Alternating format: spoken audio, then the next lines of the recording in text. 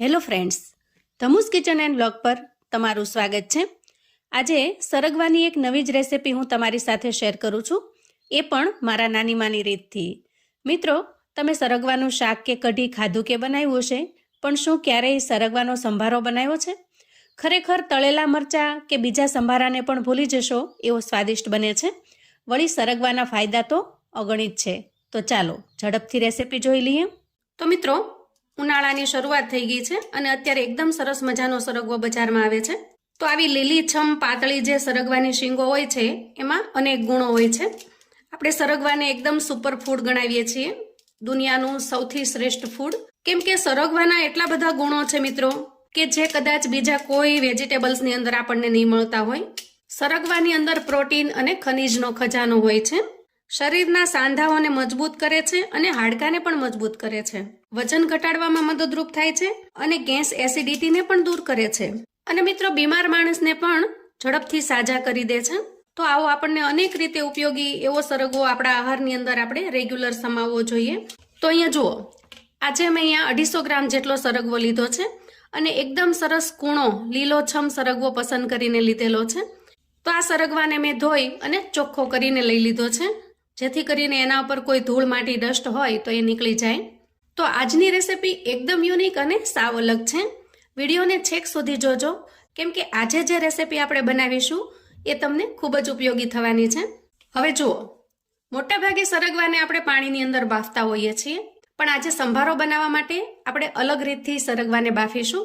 તો સૌથી પહેલા આવું એક પોળું કુકર લઈશું અને એના અંદર 1 ગ્લાસ જેટલું પાણી એડ કરીશું। કુકરની અંદર આવો કોઈ કાંઠો અથવા તો સ્ટેન્ડ આપણે સેટ કરવાનું છે આ રીતે, અને એના ઉપર આપણે એક ડીશ સેટ કરીશું જેના અંદર આપણે સરગવો મૂકવાના છીએ અને સમારીને તૈયાર કરેલો સરગવો આપણે આ પ્લેટની અંદર ગોઠવી દઈએ।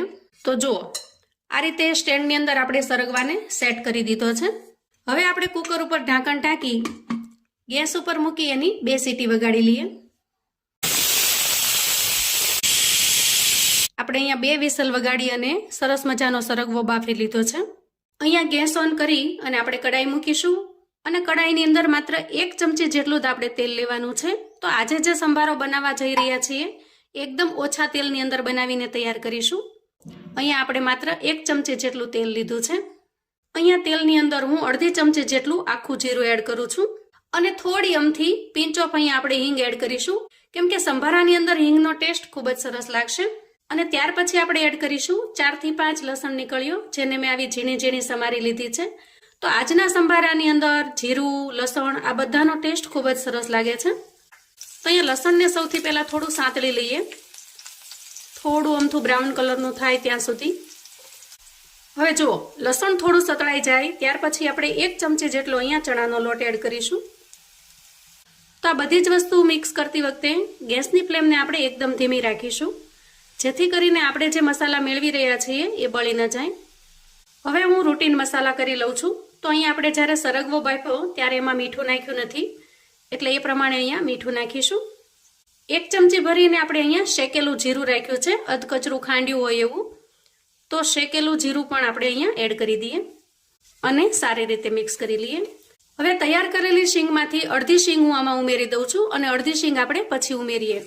તો શીંગને ઉમેર્યા પછી આપણે ચલાવતા રહીએ, જેથી મસાલો ચોંટી ન જાય અને શીંગની અંદર બરાબર સારી રીતે મિક્સ થઈ જાય। આપણે અહીંયા અડધી શીંગ ઉમેરી છે અને અડધી પછી ઉમેરીશું, કેમ કે એકસાથે જો બધી જ શીંગને એડ કરી દઈશું તો બધી ભાંગી જશે। તો આ રીતે ચણાનો લોટ થોડો સરસ શેકાઈ જાય ત્યાર પછી આપણે એડ કરીશું અડધી ચમચી જેટલું લાલ મરચું પાવડર। તો અહીંયા લાલ મરચું પાવડર ટેસ્ટમાં ખૂબ જ સરસ લાગે છે, પણ જો તમને લાલ મરચું ન ફાવે તો અહીંયા તમે સ્કીપ પણ કરી શકો છો, પણ જ્યારે બનાવો ત્યારે એક વખત ટ્રાય કરજો, લાલ મરચું તમને ટેસ્ટમાં ખૂબ જ સરસ લાગશે। અને 1 ચમચી જેટલો અહીંયા ચાટ મસાલો એડ કરું છું, કેમ કે ચાટ મસાલાથી એકદમ સરસ ખાટો મીઠો ટેસ્ટ આવશે સંભારાની અંદર। હવે બધી જ વસ્તુને પહેલા મિક્સ કરી લઈએ અને પછી બાકીની શીંગને આપણે એડ કરી દઈએ। સાઈડ ડીશની અંદર તમે આ સંભારો બનાવીને તૈયાર કરી શકો છો। દાળ ભાત શાક રોટલી બનાવ્યા હોય પણ મરચાં કે કોઈ બીજા સંભારાની જગ્યાએ તમે સરગવાનો સંભારો રોજ રેગ્યુલર તમારા જમવામાં તમે એડ કરશો તો એના ઘણા બધા એવા બેનિફિટ્સ છે જે તમે મેળવી શકશો અને વળી ટેસ્ટમાં પણ એટલો જ લાજવાબ લાગે છે કે તમને રોજે બનાવીને ખાવાનું મન થાય। હવે આપણે બાકીની શીંગને પણ એડ કરી દઈએ। અને સારી રીતે મિક્સ કરી લઈએ. તો મિત્રો તમને ખ્યાલ હશે કે સરગવામાં carbohydrate, protein, calcium, potassium, iron, magnesium, vitamin A, B, C આ બધું જ પુષ્કળ પ્રમાણમાં જોવા મળે છે અને એટલા માટે જ સરગવાને સુપરફૂડ કહેવામાં આવે છે. અને જો આ રીતે સંભારો બનાવીને રોજે આહારમાં લેશો મિત્રો તો તમને કોઈ પણ પ્રોબ્લેમ્સ હશે એ બધા જ પ્રોબ્લેમ્સ દૂર થઈ જશે. અને મેં તો એવું પણ સાંભળ્યું છે મિત્રો કે સરગવાના પાનનો પાવડર કેન્સર અને હૃદયના રોગીઓ માટે પણ ખૂબ જ લાભદાયી છે. તો અહીંયા જુઓ એકદમ ઓછા તેલની અંદર આપણો સંભારો બનીને તૈયાર થઈ ગયો છે. હવે આપણે છેલ્લે એમાં એડ કરીશું લીંબુનો રસ. અડધા લીંબુનો રસ છે એને એડ કરી દઈએ. આ રીતે લીંબુના રસનો જે ખાટો મીઠો ટેસ્ટ છે એ તમને ખૂબ જ મસ્ત લાગશે. સારી રીતે મિક્સ કરી દઈએ. વળી આપણે આના અંદર ચાટ મસાલો પણ એડ કર્યો છે. તો આ રીતે તમે સરગવાનો સંભારો બનાવીને મિત્રો ક્યારેય ટેસ્ટ નહીં કર્યો હોય, એક વખત ચોક્કસથી ટ્રાય કરજો, તમને ખૂબ જ પસંદ આવશે. તો મિત્રો આવું અવનવું જાણવા માટે અને મને સપોર્ટ કરવા માટે ચેનલ પર જો તમે નવા છો તો ચેનલને ચોક્કસથી સબસ્ક્રાઇબ કરજો. અને જો આ વિડીયો તમને ગમે તો પ્લીઝ લાઇક અને શેર કરજો. અને આવી સરસ મજાની રેસિપી તમારા સગા સંબંધીને ચોક્કસથી શેર કરજો, જેથી કરીને સરગવાના આટલા બધા બેનિફિટ્સને ધ્યાનમાં લઈ એ લોકો પણ પોતાની હેલ્થ માટે ધ્યાન રાખી શકે અને આવો સરસ મજાનો સંભારો બનાવીને તૈયાર કરી શકે. અને છેલ્લે થોડી કોથમીર એડ કરીશું. તો જુઓ તૈયાર છે આપણો એકદમ ચટપટો એવો સરગવાનો સંભારો. તો તૈયાર થયેલા સંભારને હવે આપણે પ્લેટની અંદર સર્વ કરી લઈએ. તો મિત્રો સંભારા તો તમે ઘણા પ્રકારના ખાધા હશે, પણ ગેરંટી છે મિત્રો કે આ રીતે સરગવાનો સંભારો તમે ક્યારેય ટ્રાય નહીં કર્યો હોય. ઔષધીય એવા ગુણોથી ભરપૂર આ સંભારો શરીરને ખૂબ જ લાભદાયી છે અને વળી ટેસ્ટમાં એકદમ લાજવાબ બનીને તૈયાર થાય છે. તો ઉનાળાની આ ગરમીમાં જ્યારે જમવામાં કશું ન ભાવે તો તમે તમારા ભોજનની અંદર આ સંભારો એડ કરી શકો છો, કેમ કે ખૂબ જ ટેસ્ટી અને લાજવાબ બને છે. ચોક્કસથી તમને ખૂબ જ પસંદ આવશે. આ સંભારો તમને દાળ ભાતની સાથે કે શાક રોટલીની સાથે એકદમ ટેસ્ટી એવો લાગશે. અથવા તો જેને પોતાના આહારમાં સરગવો વધારે પ્રમાણમાં લેવો છે તો માત્ર આવો સંભારો બનાવીને પણ તમે લઈ શકો છો. એકદમ લુખો રોટલી કે દાળ ભાત વગર પણ આ સંભારો તમને ખૂબ જ ટેસ્ટી લાગશે. તો મને આશા છે મિત્રો કે આજનો વિડીયો તમને ચોક્કસથી પસંદ આવ્યો હશે.